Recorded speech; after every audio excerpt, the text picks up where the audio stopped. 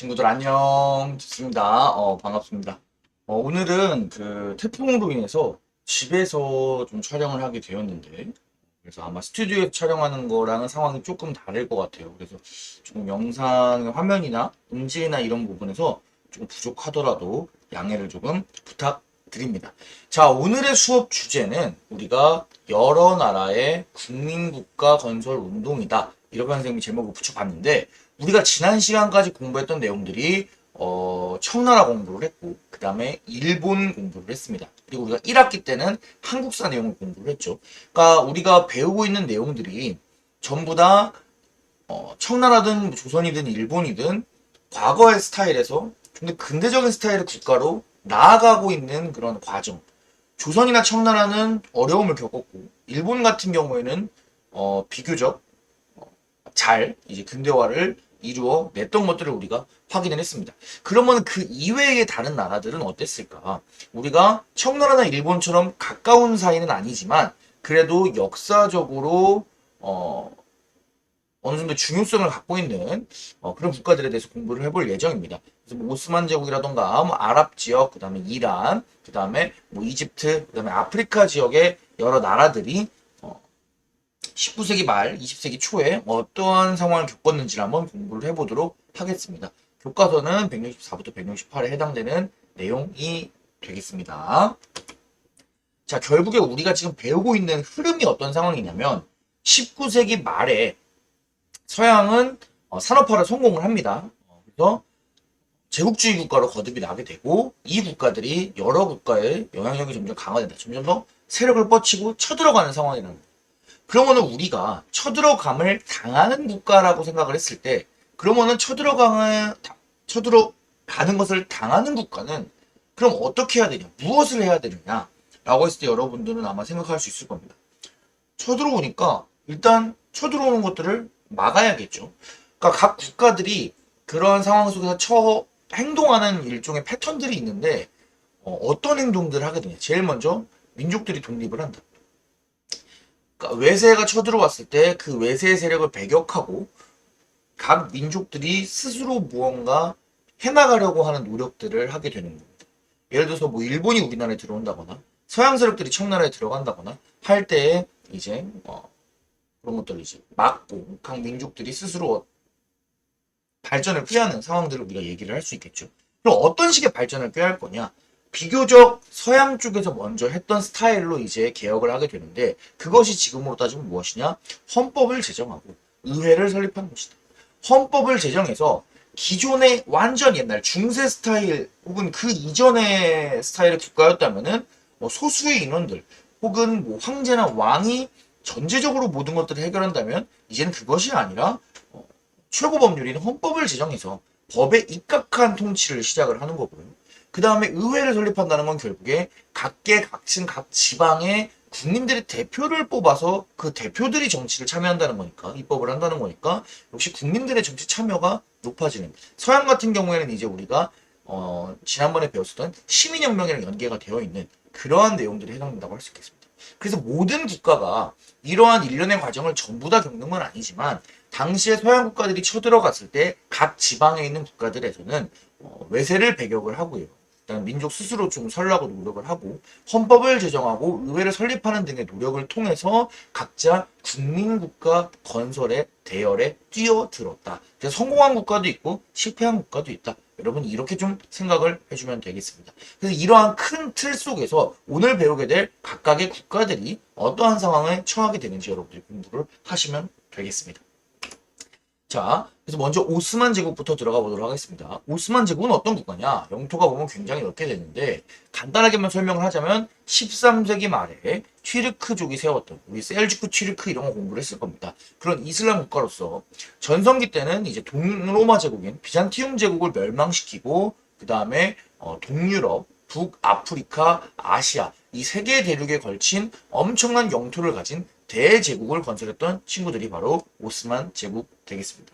오늘은 오스만 제국의 전성기나 오스만 제국이 어떻게 운영됐는지를 공부하는 것이 아니라 오스만 제국의 하락기에 대해서 배울 겁니다. 19세기 말에 열강들이 오스만 제국을 압박할 때 오스만 제국은 어떠한 상황에 처했는지 그리고 어떠한 선택을 했는지를 공부를 해보도록 하겠습니다. 자, 원래 같은 경우에 오스만 제국의 지도자는 이슬람 세계에서 정치나 군사 부분의 지도자를 의미하는 술탄, 그리고 이슬람 세계에서 종교 지도자, 즉 이슬람교를 창시했던 무함마드의 후계자인 칼리프를 동시에 겸하는 이른바 술탄 칼리프라고 할 정도로 오스만 제국의 지도자 같은 경우에는 막강한 권력을 가지고 이슬람 세계 전체를 대변하는 엄청난 힘을 갖고 있었으나 시간이 지나면서 황제임이 좀 약해지고 황후나 환관들이 정치에 개입을 하고요. 이건 동서양 어느 곳을 보든지 마찬가지입니다. 그죠? 그다음 관료들이 부패를 하고 중앙의 통제를 벗어나는 지방 세력들, 그러니까 지방에서 중앙의 통제를 벗어나서 자기들 마음대로 세금을 운용한다거나 하는 등의 문제가 생기면서 오스만 제국의 중앙 집권 체제가 흔들립니다. 그러면서 때마침 오스만 제국 주변에 있는 열강들, 예를 들어서 뭐 영국이나 러시아 같은 나라들이 이제 오스만 제국을 압박하면서 오스만 제국 내에 다양한 민족들이 독립을 요구하게 되고 그러면서 힘을 점점 상실해 나가는 것이 오스만 제국 되겠습니다. 가장 먼저 오스만 제국에서 독립을 했던 국가는 여러분 동그라미 쳐놓으세요. 바로 그리스 되겠습니다. 그리스 같은 경우에는 우리가 옛날에 공부를 했듯이 서양 문명이 시작된 곳이야. 그러다 보니까 서양 문명이 시작된 그리스라고 하는 지역이 이슬람 세력인 오스만 제국에게 지배당하는 상황이 유럽 사람들에게는 사실 마음의 빚이나 마음의 짐같이 느껴졌을 거고 그리스가 독립운동을 시작했을 때 수많은 유럽 사람들이 그리스를 지원을 해줍니다. 결국에 그리스가 가장 먼저 오스만 제국에서부터 독립을 하게 되고 이집트 같은 지역도 오스만 제국이랑 싸워서 일정 부분의 자치권을 획득하게 되면서 오스만 제국 내에 그 수많은 민족들이 독립을 요구하게 되고 하나하나 독립시키거나 혹은 자치권을 인정하게 되면서 오스만 제국이 힘을 잃어가는 겁니다. 자, 초록 색깔 지역을 놔두고 원래 전성기 때는 이 연두 색깔 선에 해당될 정도로 광대한 영토를 갖고 있었지만 시간이 지나면서 그리스랑 이집트부터 시작해서 하나하나 색칠된 것 순서대로 영토를 잃어가는 오스만 제국을 보시면 되겠습니다. 자, 그럼 오스만 제국 사람들은 자기네 나라가 이렇게 영토를 줄여가고 망해가고 있는 걸 보고만 있었느냐? 아닙니다. 자, 오스만 제국이 처음 실시했던 이제 국민국가 건설 노력, 그것이 무엇이냐? 165페이지 첫 번째 줄에 여러분 표시를 해놓으시기 바랍니다. 바로 탄지마트입니다. 탄지마트는 은혜개혁이라고 하는 이름이라고 하는데요. 19세기 중반에 추진되었던 개혁입니다. 대내외적인 위기상을 극복하기 위해 추진된 근대화 개혁이고요. 뭐 행정, 군사, 산업 등 다양한 분야에서 전방위적인 개혁을 했다고 합니다. 하지만 세부적인 내용을 우리들이 오스만 제국에 대해서 공부를 할 필요는 없을 것 같고요. 우리가 중요하게 생각해야 되는 부분은 바로 헌법을 제정하고 의회를 설립했다라고 하는 내용을 여러분 체크를 해주면 되겠습니다. 그래서 1876년에 오스만 제국에서 발표된 헌법을 조금 읽어보면은 모든 오스만이는 개인의 자유를 누린다. 자유를 잘 이야기를 했고요. 뭐 출판은 법률을 허용하는 범위 내에서 자유다. 그다음 적법하게 취득한 재산은 보장받는다. 그리고 제국 의회에는 원로원과 대의원의 양원제 등과 의회에 대해서도 얘기를 하고 있죠. 그러니까 헌법을 제정을 하고 그 안에 의회를 규정을 하고 그런 개인의 자유 이런 좀 근대적인 개념들이 슬슬 오스만 제국에 들어가면서 오스만 제국도 체제 개편을 해나가고 있다 이렇게 생각을 해주면 되겠습니다. 그런데 사실 좀 안타깝고 문제점이 발생을 하는데 대외적으로 조금 문제가 발생을 합니다. 무슨 일인고 하니 1877년에 당시 유럽 상황을 나타내는 재미있는 지도를 선생님이 갖고 와봤는데 여기 이 핑크색이 바로 오스만 제국 되겠습니다. 이렇게 누워있죠. 핑크 색깔 오스만 제국이 누워있고 보면은 그리스는 이미 독립을 해가지고 색깔이 다른 걸 확인을 할 수 있네요. 원래는 이제 오스만 제국 땅이었는데 문제는 뭐냐면 이 오스만 제국을 북쪽에서부터 압박하고 있는 친구들이 있는데 바로 러시아 되겠습니다. 러시아 같은 경우에는 오스만 제국이랑 붙어있다 보니까 사이가 매우 안 좋습니다. 여러분 잘 알다시피 러시아는 매우 춥잖아요. 그래서 러시아의 북쪽 지역의 바다는 항상 겨울이 되면 얼어서 러시아가 사용을 할 수가 없어요. 그러다 보니까 러시아가 항상 관심 있고 원하는 것은 뭐냐면 겨울에도 얼지 않고 1년 365일 사용할 수 있는 항구, 이른바 부동항을 필요로 하는데 이쪽 바다 같은 경우에는 이미 뭐 유럽 애들이 다 차지를 하고 있으니까 유럽 지역의 바다를 차지할 수는 없고 그럼 러시아가 원했던 부동항이 어디였냐? 바로 이쪽 블랙시, 흑해가 되겠습니다. 이쪽 바다를 이용해서 여러분이 지도를 보게 되면 여기가 막혔다고 생각을 할 수 있지만 특히 막힌 곳이 아닙니다. 이쪽을 이 흑해에서 여기 항구를 이용을 하면 여기가 지금 이제 문제가 되고 있는 우크라이나 지역이죠. 이쪽 바다를 점령을 하게 되면은 배를 이용해서 여기가 뚫려 있어. 그래서 이쪽 터키 반도 옆으로 해가지고 지중해를 통해서 바깥으로 나갈 수 있는 루트가 있기 때문에 러시아 입장에서는 이 흑해 연안이 굉장히 중요했고 이 흑해 연안을 차지하게 되면은 러시아가 부동항을 차지하게 되고 그렇다면 자유로운 항해를 할 수 있게 되는데 문제는 이게 딱 오스만 제국의 허리를 딱 지나가잖아요.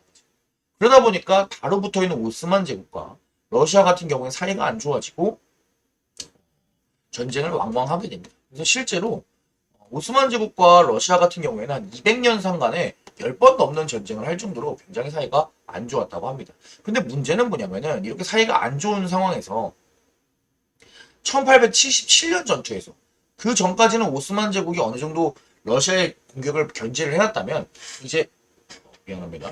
포인트가 안 맞아가지고 1877년 전투에서 오스만 제국이 러시아에게 심각하게 패배를 합니다. 그러면서 이 유럽 지역, 발칸반도 지역에 있는 이름은 몰라도 됩니다. 뭐 루마니아, 몬테네그로, 세르비아, 불가리아, 보스니아 같은 나라들이 독립을 하거나 자치권을 획득하는 것을 러시아가 두 눈 뜨고 지켜봐야 되는 상황이 발생을 하게 됩니다. 그러니까 원래는 아프리카, 유럽, 아시아에 걸친 대제국을 건설했던 오스만 제국이 러시아의 압박을 견디지 못해서 이제 유럽 지역에서 그 힘을 급격하게 잃어가고 있는 상황이었던 겁니다. 그러다 보니까 이러한 상황 속에서 오스만 제국의 술탄이 어떤 선택을 하느냐? 헌법을 정지하고 의회를 해산하는 전제 정치를 부활, 즉 복고 스타일의 정치를 다시 부활시킨다 이 말입니다. 아 이거 뭐야? 헌법 만들고 그 다음에 국민들 정치에 참여시키면은 나라가 발전한다며. 내가 그래도 탄지마트도 했어. 그런데 오히려 안 좋잖아. 러시아한테 졌잖아. 나 다시 전제 정치 부활시킬래? 라고 해버리는 거야.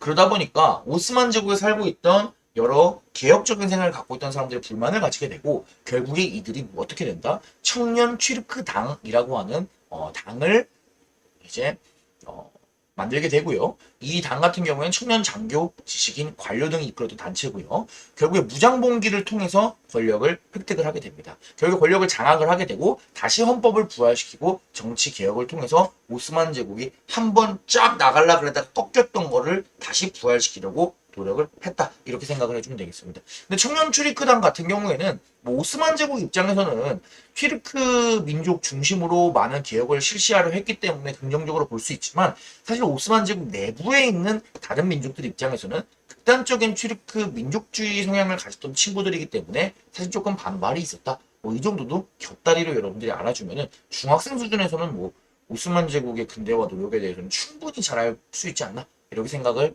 해보도록 하겠습니다. 자, 그래서 우리는 탄지마트랑 청년 튀르크당 이 두 가지 정도 해놓고 넘어가도록 하겠습니다.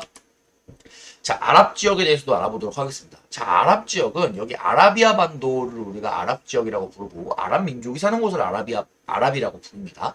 자, 이 지역 같은 경우에는 사실 사막이긴 한데 역사적으로 사막임에도 불구하고 굉장히 중요한 이유가 바로 이 메카라고 하는 도시에서 세계 3대 종교라고 불리는 이슬람교가 이제 창시가 됐지. 자, 그런데 문제는 이슬람교가 창시된 지역임에도 불구하고 사실 아랍 지역이 이슬람 세계에서 메인 지역이라고 보기는 어려웠어. 왜냐면은 당시에 이슬람 지역에서 가장 세력을 크게 차지하고 있는 거는 우리가 공부를 했지만 바로 이 지역을 차지하고 있는 오스만 제국이었고 가장 힘이 강했던 것도 오스만 제국이었지. 그러다 보니까 이 아랍 지역 같은 경우에는 이쪽이 압박을 받게 되고 자기들 민족 스스로 무언가를 해야 된다. 우리도 한번 똘똘 뭉쳐야 된다. 이런 식의 이제 움직임을 가져갈 수밖에 없게 되었습니다. 결국 18세기에서 19세기 초에 일어나게 된 아랍 지역의 민족 운동이 와하브 운동이라고 하는 종교 운동이 되겠고요. 이 운동의 성격 같은 경우에는 당시의 이슬람 사회의 타락을 비판하고, 그러니까 우리 지역에서 이슬람교가 오리지널로 시작이 되었는데 지금의 이슬람교는 옛날에 무함마드가 처음에 시작할 때의 이슬람교가 너무 다르다. 너무 변질되어 있다. 오스만 애들은 심지어 튀르크족이잖아, 그지? 그러다 보니까 이런 애들이 하고 있는 메인 이슬람교의 스타일은 너무 타락되어 있다.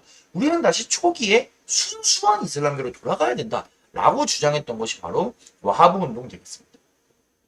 그래서 와하브 왕국이라고 하는 나라를 세우기도 하고요. 아랍 사람들께 똘똘 뭉쳐서 무언가 해보자 라고 하는 운동을 실시를 하게 됩니다. 와하브 운동이 나중에 멸망하고 난 이후에도 아랍 민족 운동의 기반이 되고 지금의 사우디아라비아의 전신이 된다. 뭐 이렇게 여러분들이 생각을 해주면 되겠습니다. 그래서 아랍 지역에서도 자기들 민족끼리 종교로서 똘똘 뭉쳐서 무언가를 해보려고 노력했다. 이런 거 여러분들이 생각을 해주면 되겠습니다. 자, 이란으로 넘어가도록 하겠습니다. 이란 역시 자기들끼리 지금 오스만도 그렇고 아랍 지역에서도 그렇고 자기들끼리 뭔가 외세의 간섭 없이 개혁을 해보려고 하는 움직임들이 있습니다. 이란 역시 마찬가지야. 당시에 이란의 왕조는 까자르 왕조라고 하는 왕조가 있었는데 문제는 이 왕조가 스스로 개혁을 하기 굉장히 어려운 대외적인 위치에 있었습니다. 왜냐? 북쪽에서는 러시아 제국이 압박을 해오고 옆쪽에서는 영국이 이쪽에 인도가 있죠. 인도가 있기 때문에 근데 인도는 영국이 지배를 하고 있었기 때문에 그런 압박이 밀려 들어오고 있었기 때문에 러시아나 영국의 압박으로부터 자유롭지 못한 상황이었습니다. 이러한 상황에서 왕가를 중심으로 많은 개혁을 실시를 해도 모자랄 판에 어떤 일이 발생을 했냐. 카자르 왕조가 당시에 이란 지역의 담배 제조 그리고 판매할 수 있는 그런 사업의 권리를 영국에게 왕가가 수익의 4분의 1을 받는 조건으로 넘기는 사건이 발생을 합니다. 선생님, 담배 뭐 산업 정도 뭐 해외의 자본을 뭐 투자를 받거나 비즈니스적으로 영국에게 일정 정도 넘길 수 있는 것도 아닌가요? 또 수익의 4분의 1을 받으면 이걸로 개혁을 하는데 사용하면 좋지 않을까요? 뭐 이렇게 생각하는 친구들도 있겠지만 이 담배 산업 같은 경우에는 이란에서 굉장히 중요한 사업이었습니다. 왜냐면은 이란은 이슬람교를 믿고 이슬람교는 율법적으로 술을 마시지 않기 때문에 다른 나라에서 술을 마시듯이 이슬람에서 특히 이란 지역에서는 담배를 많이 피웠고 담배 산업에 종사하는 사람들이 굉장히 많았는데 이렇게 민족적인 산업에 외세 자본이 들어오고 그 운영권이 외세로 넘어가게 되니까 당시 이란 사람들의 불만이 굉장히 컸어. 그러다 보니까 이란 지역에서는 담배 불매 운동이라고 하는 운동이 1891년에 발생을 하게 됩니다. 우리나라로 따지면 동학농민 운동이 시작하기 몇 년 전입니다. 그지? 자, 그래서 이 담배 불매 운동이 일어나면서 이게 단순히 담배를 불매하는 게 아니라 영국에 대한 그런 어떠한 반영 운동으로 발전을 하게 되고 우리가 지난번에 대한민국에서도 불매 운동이 있었잖아요, 얘들아, 그지? 일본, 뭐 노제팬이라고 해서 일본 상품에 대한 불매 운동이 있었는데 그 불매 운동이 좋은 불매 운동이다, 뭐 나쁜 불매 운동이다 이런 얘기가 아니라 사람들이 불매 운동을 하다 보면은 그냥 단순히 물건을 사지 않는 것이 아니라 그 과정에서 어떠한 생각을 하게 되는 거예요. 예를 들어서 우리나라 같은 경우에는 불매 운동을 하면서 일본에 대한 좀 안 좋은 감정들이 좀 더 높아지게 됐잖아. 그러면서 한국 사람들, 뭐 한국 민족들끼리 뭉치는 그런 의식들이 생기게 되었던 것처럼 담배 불매 운동을 했던 이란 사람들도 여러분 교과서에 표시를 하기 바랍니다. 이란인의 민족 의식이 높아지게 되는 계기가 담배 불매 운동으로 생기게 되었다. 여러분이 이렇게 생각을 해주면 되겠습니다. 결국에 이렇게 민족 의식이 높아진 이란 사람들은 단순히 반영 운동, 불매 운동하는 것뿐만이 아니라 거기에 이어서 이란 입헌 혁명이라고 하는 또 다른 근대 국민국가 건설 노력을 하게 되는데 바로 의회를 개설하고 헌법을 제정하는 노력이 이란에서 벌어지게 됩니다. 우리가 계속해서 체크하고 있는 국민국가 건설의 중요한 포인트 중에 두 개가 되겠지요. 하지만 안타깝게도 이란도 마치 청나라처럼 그리고 우리나라처럼 스스로의 힘으로 개혁을 할 수가 없는 상황이 되어버렸어. 왜냐하면 이번에는 러시아가 개입을 했기 때문에 안타깝게 실패를 하고 말았습니다. 자, 당시에 있었던 신문의 만평을 한번 보도록 하겠습니다. 자, 가운데에 보면은 페르시아 고양이가 있네요. 아주 귀엽죠? 자, 근데 이 페르시아 고양이 당연히 뭘 상징하는 걸까? 이란을 상징합니다. 이란이 옛날에 페르시아 민족이었으니까요. 자, 근데 이 고양이의 표정이 심상치가 않아. 어때? 뭔가 놀라고 두려워하고 떨려하는 표정이지. 자, 그의 반면에 옆에 있는 애들 어때? 사자. 사자는 영국을 뜻합니다. 그리고 고양이를 쓰다듬어 주고 있는 이 친구 불곰. 이 불곰은 어디를 의미할까? 우리 말 안 해도 알죠? 불곰국 러시아. 결국에 영국과 러시아의 압박 속에서 이란이 이러지도 못하고 저러지도 못하는 상황을 표현한 글입니다. 여러분 이렇게 생각을 해주면 되겠습니다. 자, 그래서 우리가 이란까지 알아봤고요. 다음으로 넘어가도록 하겠습니다. 이번에는 이집트로 넘어가도록 하겠습니다. 자, 이집트 같은 경우에는 우리가 아까 오스만 제국 수업할 때 얘기를 했듯이 처음에는 오스만 제국의 지배를 받았어. 그러다가 이제 이집트 지역에서 활약했던 인물이 원래는 오스만 제국의 용병대장 출신이었던 무함마드 알리라고 하는 인물입니다. 자, 이 사람이 적극적인 부국 강병책, 적극적인 개혁을 실시해서 군대도 바꾸고 산업도 바꾸고 도로도 바꾸고 교육도 바꾸고 그러면서 이집트의 세력을 야금야금 키웠고 결국에는 오스만 제국과 전쟁을 하면서 일정 정도의 자치권을 획득하는 데 성공을 합니다. 우리가 국민국가 건설의 노력에서 중요한 포인트가 민족의 독립, 그 다음에 의회 건설 헌법 지정이라고 그랬는데 그 중에 첫 번째였던 자치권 어느 정도 회복을 한 거야. 자, 그렇다면은 이제 이집트에서 해야 되는 거는 의회 설립이나 헌법 제정으로 대변되는 어떠한 정치적인 개혁을 실시해야 되는 게 맞는 거잖아. 근데 그런 걸 하려면 뭐가 필요한 얘들아? 돈이 필요하단 말이야. 그래서 이집트에서 야심차게 준비했던 프로젝트가 바로 수에즈 운하 건설이라고 하는 프로젝트가 있습니다. 여러분 교과서에 수에즈 운하에 동그라미 치고 별표를 쳐주기 바랍니다. 자, 운하라고 하는 것이 무엇이냐 얘들아? 운하라고 하는 것은 땅에다가 인공적으로 강을 놓아서 배를 움직이게 할 수 있었던 거잖아, 그지? 지금이야 여러분들이 너무 뭐 비행기로 날르고 쿠팡으로 날르고 이런 것들이 익숙해지다 보니까 배가 운송에서 그렇게 크게 중요할까 생각할 수 있지만 21세기인 현재에도 국가와 국가 간에 굉장히 많은 대량의 화물을 운송할 때는 비행기나 기차, 자동차보다 배를 이용하는 것이 압도적으로 효율이 좋습니다. 그렇기 때문에 이 시기에는 뭐 거의 대부분의 국가 간의 물류는 배를 이용하다 이렇게 생각을 하면 좋아. 근데 이 수에즈 운하 같은 경우에는 이 지역, 딱 아프리카 막혀있는 여기를 뚫은 건데 수에즈 운하가 없을 때는 이렇게 유럽에서 아시아로 돌아가야 됐다면은 수에즈 운하가 개통된 다음에는 이렇게 슈 바로 다이렉트로 연결이 되는 엄청나게 효율적인 루트가 수에즈 운하가 되겠습니다. 자, 이집트 같은 경우에는 이 수에즈 운하를 건설해서 경제적인 자립을 하려고 노력을 했어. 그런데 문제가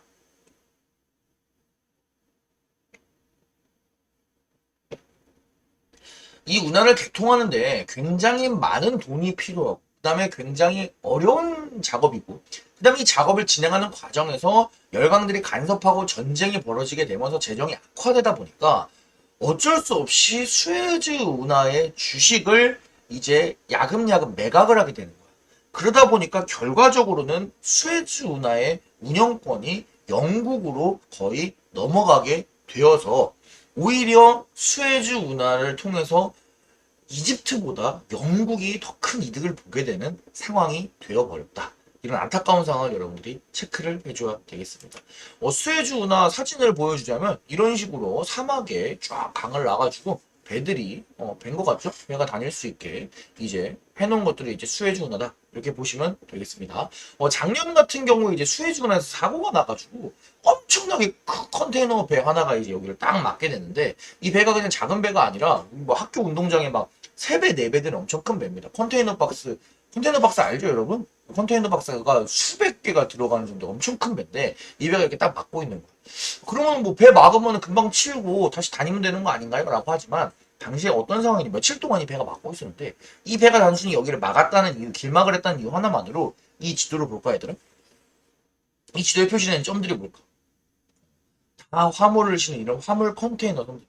그러니까 전 세계로 가야 되는 물동이 이 배가 여기 하나를 막았다는 거 이유만으로 오도 가도 못하고 여기 바다에 둥둥 떠 있는 상황. 그러니까 그만큼 이 수에즈 운하가 엄청난 물량을 담당할 수 있는 중요한 그런 시설이었다. 이런 것들을 여러분들이 체크를 해주라고 참고로 갖고 왔습니다. 자, 이러한 상황에서 이집트 상황이 녹록치가 않지. 이런 어려운 상황에서는 영웅이 등장하게 됩니다. 자, 이럴 때 등장했던 인물이 바로 아라비 파샤라고 하는 인물입니다. 이집트의 농민 출신이었던 군인이고요. 비밀 결사를 조직해서 반란을 이끌었습니다. 자, 그래서 아라비 파샤가 요구했던 것들 당연히 우리 유추를 할 수 있어. 뭐 헌법 제정, 의회 설립 이런 건 당연히 요구를 했고요. 외국인들 지배에서의 해방, 오스만이나 영국이나 이런 애들은 이집트에서 손 떼라. 우리가 이집트 사람들끼리 알아서 하겠다. 이런 식의 그런 요구를 하고 반란을 일으켰다. 이렇게 생각을 해주시면 되겠습니다. 그래서 많은 민족 운동으로 이제 쫙 모여가지고 이제 실시가 되었지만 안타깝게도 이집트의 힘으로서는 영국을 이길 수가 없게 되었고요. 결과적으로 이집트는 영국의 보호국으로 넘어가게 되었다. 이렇게 생각해 주면 되겠습니다. 뭐 보호국이 좋은 게 아닙니다. 여러분 1학기 때 공부를 했겠지만 보호국은 쉽게 이야기하자면 반식민지다 이렇게 생각을 하면 좋을 것 같아요. 우리나라도 일본이랑 을사조약 5년에 맺고 이제 반식민지화가 되었어요. 보호국이 되었는데 마치 이집트도 그러한 상황이 되었다. 이렇게 여러분이 생각을 해주면 좋겠습니다. 자, 정신없이 달렸는데 오늘의 마지막 주제 아프리카로 들어가 보도록 하겠습니다. 아프리카 같은 경우에는 여러분이 지도에서 보는 것보다도 훨씬 더 거대한 대륙이에요. 우리가 아프리카 대륙 안에다가 우리가 크다고 알고 있는 나라, 러시아, 미국, 중국 이런 나라를 다 때려놔도 아프리카에 땅이 남을 정도로 그만큼 거대한 대륙이 아프리카인데 정말 안타깝게도 아프리카에서 풍부한 자원, 뭐 금도 있고 뭐 고무도 있고 다이아몬드도 있고 이런 것들이 발견되면서 서구 열강들, 제국주의화한 서구 열강들이 앞다투어서 아프리카를 식민 지배를 합니다. 그래서 이 거대한 땅이 거의 문자 그대로 진짜 싹 서구 열강들한테 먹혀버리는 상황이 되어버립니다. 오직 두 곳, 딱 에티오피아와 라이베리아, 보라색깔 색칠한데 여기만 제외하고 다 먹힙니다. 뭐 예를 들어 초록색깔 지역은 프랑스, 노란색깔은 포르투갈, 머스타드는 이제 영국, 그다음에 연두색깔은 뭐 스페인, 그다음에 핑크색깔은 독일, 그다음에 뭐라 그럴까 청록색인가요? 청록색깔 같은 경우에는 이탈리아, 그다음에 빨강 색깔 같은 경우에는 벨기에 뭐 이런 서구 열강들이 다 자기들끼리 갈라먹기를 해가지고 땅을 차지를 해버렸다. 이렇게 여러분들이 확인을 하면 좋겠습니다. 자, 그러면 우리는 이 라이베리아나 에티오피아 같은 경우에는 어떻게 해서 독립을 유지할 수 있었는지를 공부를 해보도록 하겠습니다. 특이하니까. 자, 사실 라이베리아 같은 경우에는 자기의 스스로 힘으로 독립을 유지했다라고 보기는 어려운 게, 자, 그럼 한번 볼까? 라이베리아라고 하는 나라가 어색하죠? 국기를 한번 볼까? 어느 나라랑 비슷해? 미국 국기랑 되게 유사하지. 당시에 미국에서 뭐 아직 남북전쟁이 일어나기 전이기 때문에 뭐 노예가 완전히 해방된 건 아니지만 일부 노예들이 해방된 노예들이 있었습니다. 이 해방된 노예들을 미국에서 어떻게 하느냐? 아프리카로 이주를 시키는 거예요. 해방돼서 자유를 갖게 된 노예들을 너네 어떻게 할까 고민을 하다가 아 그래 너네 조상들 아프리카에서 왔지? 그럼 아프리카로 보내줄게 라고 해서 노예들을 모아가지고 아프리카로 보내버려서 거기서 이주를 시켜서 만든 국가가 라이베리아입니다. 그래서 어떻게 보면 되게 좋을 수도 있지만 사실은 미국에 있는 흑인들이 조상은 아프리카 출신이지만 본인들은 아프리카 출신이 아니잖아.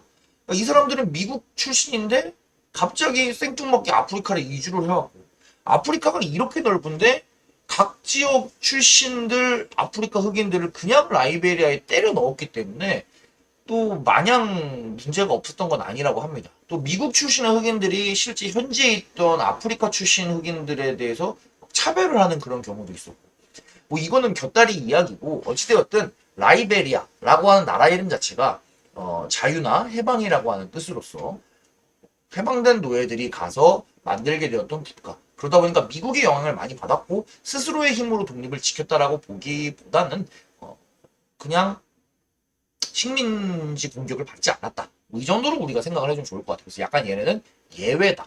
그래서 그냥 예외인데 우리가 라이베리아라고 하는 국가를 처음 접하니까 우리가 한번 알아만 보자. 뭐이 정도로 여러분 생각을 해주면 좋겠습니다. 참고로 수도가 몬로비아라고 하는 곳인데 노예를 해방시켜준 그러니까 해방 노예를 아프리카로 이주시켜준 미국의 당시 대통령 제임스 먼로의 이름을 따서 몬로비아라고 하는 수도 이름을 지었다. 뭐 이런 것도 그냥 재미로 알아두면 좋겠습니다. 그럼 이외의 지역들은 어땠냐? 엄청나게 이제 서구 열강들의 침입을 많이 받습니다. 알제리 같은 경우에는 프랑스랑 싸우고요. 나미브 사막이 있는 나미비아 같은 경우에 독일과 싸우고, 뭐 수단 지역에서는 뭐 영국과 싸우고, 그다음에 다이아몬드가 엄청나게 발굴되었던 남아프리카 쪽에 남아프리카 공화국에 있었던 줄루 왕국 같은 경우에도 영국과 싸우는 등의 무지막지한 싸움이 당시 아프리카 전역에서 벌어지고 있었습니다. 그렇다면 유일하게 아프리카에서 독립을 스스로의 힘으로 지킬 수 있었던 나라가 어디냐? 바로 에티오피아 되겠습니다. 여러분 교과서 168페이지 마지막에 보면은 이야기샘에 에티오피아가 있는데 반드시 체크를 해주기 바랍니다. 자, 거기에 보게 되면은 에티오피아의 개혁군주라고 할 수 있는 메넬크 2세 황제가 나옵니다. 자, 메넬크 2세 때 다양한 근대화 정책을 실시하는 개혁을 추진을 했고요. 이것이 성공적으로 끝나게 됩니다. 결국 에티오피아 같은 경우에는 이 근대화 정책을 바탕으로 근대화된 병력을 가질 수 있게 되었고요. 나중에 이제 에티오피아를 침략하는 이탈리아와의 전쟁에서 승리를 거두어서 독립을 지킬 수 있게 되었습니다. 자, 그래서 에티오피아와 이탈리아의 싸움을 보게 되면은 이 병력의 무기의 질이 어때? 그래서 보게 되면은 큰 차이가 없는 것을 우리가 확인을 할 수가 있습니다. 그러다 보니까 이탈리아의 침입을 에티오피아에서 잘 막을 수 있었고 독립을 유지할 수 있었다. 근대화 정책을 성공했기 때문이다. 뭐 이렇게 여러분이 생각을 해주면 좋겠습니다. 자, 오늘 수업을 마치기 전에 에티오피아에 대해서 선생님이 한 가지 더 추가해서 얘기하고 싶은 게 있다면 에티오피아가 되게 고마운 나라입니다. 에티오피아 같은 경우에는 한국전쟁 때 우리 에티오피아는 이탈리아라고 하는 국가에서부터 침략을 받아본 경험이 있기 때문에 침략을 받는 나라의 그 마음을 안다. 침략으로부터 자유를 수호해야 된다라고 하는 이유로 에티오피아의 당시 황제가 아프리카 국가 중에 유일하게 지상군을 우리나라에 파병을 해주었습니다. 그래서 3,500명 정도가 파병이 되었고 이 사람들이 그냥 와가지고 가만히 있었던 게 아니라 총 253번의 전투에 참여를 할 정도로 굉장히 활발하게 전투에 참여를 했다고 합니다. 그리고 253번의 전투에서 패배한 전투가 없이 253번의 전투를 전부 다 성공적으로 마칠 정도로 그러니까 굉장히 당시 에티오피아의 황실직속 최고 정예 부대를 우리나라에 파견을 해준 거야. 그래서 3,500명 중에 600명 이상이 전사하거나 혹은 부상당할 정도로 굉장히 우리나라를 위해서 노력을 해줬던 나라가 에티오피아다. 이런 것들을 우리가 역사를 공부했다면 반드시 여러분이 체크를 해줘야 됩니다. 그래서 보게 되면은 사실 이분들 아프리카의 그 더운 나라에서 와서 우리나라 겨울에 얼마나 추워야 돼. 근데 얼마나 고생을 했겠니. 근데 이제 자유를 공격받는 진짜 이역만리 타고 지도에서도 완전 거리가 먼 우리나라를 위해서 목숨을 바쳐 싸웠던 국가가 에티오피아다. 이런 것들을 우리가 한번 좀 체크를 해줄 필요가 있지 않나. 지금은 이제 우리가 에티오피아보다 훨씬 선진국이 됐잖아, 얘들아. 그러다 보니까 우리가 그런 감사함을 알고 나중에 뭔가 기회가 됐을 때 우리가 에티오피아에 도움이 될 수 있다거나 뭐 그런 것들 여러분들이 한번 생각을 해주면 좋겠습니다.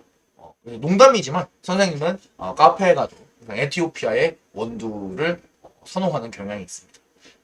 커피가 또 에티오피아가 원산지거든, 얘들아. 그래서 다양한 나라, 뭐 케냐도 있고, 브라질도 있고, 베트남도 있지만 에티오피아 커피도 한번 여러분들이 즐겨주는 게 어떨까? 뭐 이런 얘기를 하면서 오늘 수업을 마치도록 하겠습니다.